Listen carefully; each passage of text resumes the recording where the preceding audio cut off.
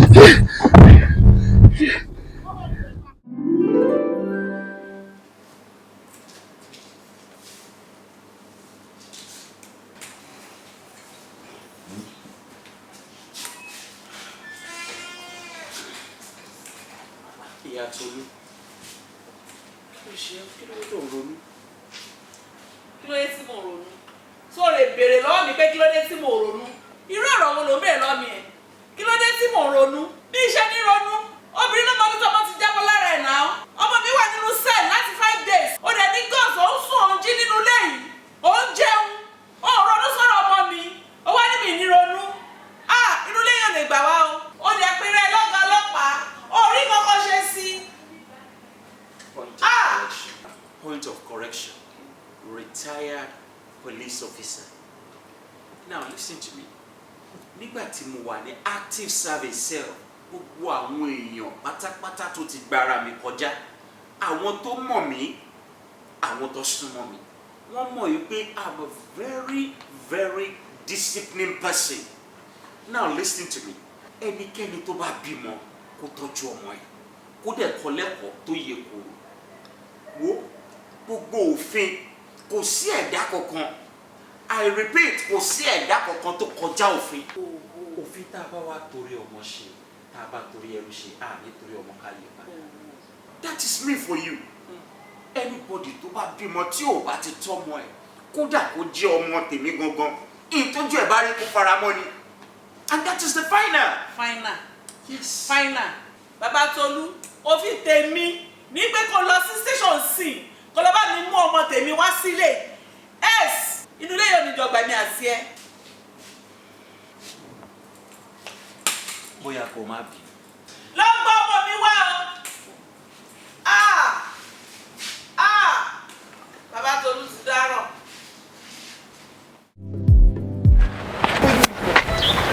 Lójú mi ó gẹlẹ̀. Nǹkan tó ní kálukú wọ́n fà ló gbà yìí. Jàǹsẹ́lì ni wọ́n gbà, èmi náà pa jàǹsẹ́lì. Àmì lè ní kókó olé ìyàwó tèmi tèmi ní. Gẹ́gẹ́ kálukú díyàwó ẹ̀ mú. Lọ díyàwó ẹ̀ mú.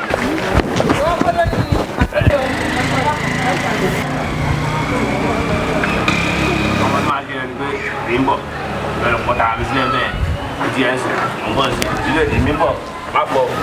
Ẹni ọmọ ọdún mọ̀ kiri yára ni. Èmi wà lábẹ́ tẹ́mi ò débi kọ̀.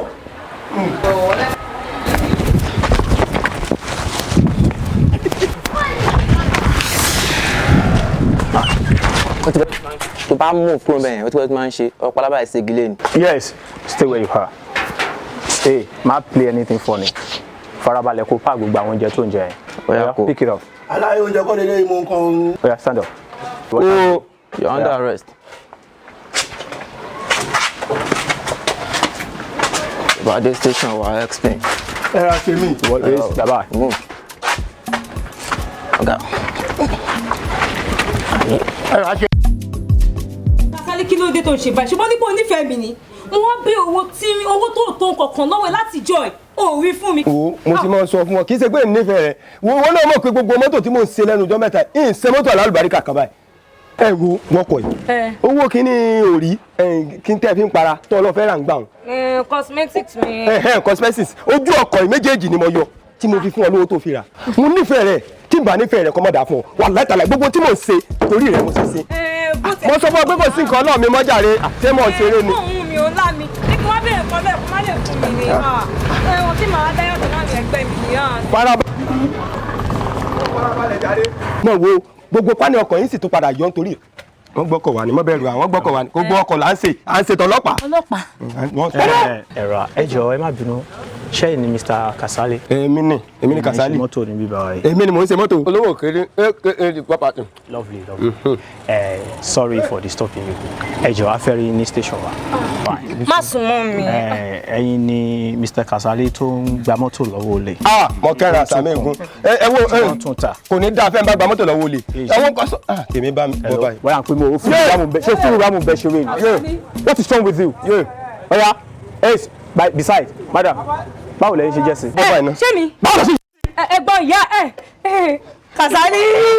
máa fìbọn fọ́ ogorí ẹ̀ lánàá. báwo ni báwo. hey look here torí gbogbo so kọ single mother tẹ máa ń rori burúkú káàkiri yẹn tàbí ẹ̀yin sísẹ fẹ́ gbélé ọkọ yẹn ìtọ́jú wọn máa ń rí ojú ẹ máa rí so ìwọ ní ìyàwó olè òun gba mọ́tò lọ́wọ́ àwọn olè wọ́n ń repeat ẹ̀ wọ́n tún ta àbí. kọ́mọ̀tì afẹ́ tó bá gba mọ́tò lọ́wọ́ olè pẹ́ńtà ni mí wọ́n pẹ́ńtì mọ́tò ni ta ló paná mo dé mo tiẹ̀ ti wá mú wàláì mo ti mú tèmi bá mi tèmi bá mi wọ́n sọ pé ó ṣe bẹ́ẹ̀ mọ̀. mi ò ṣe mọ́ wàláì mi ò ṣe bẹ́ẹ̀ mọ̀ tèmi bá mi owó ṣe rí orí rádaràdà tèmi ti bá mi.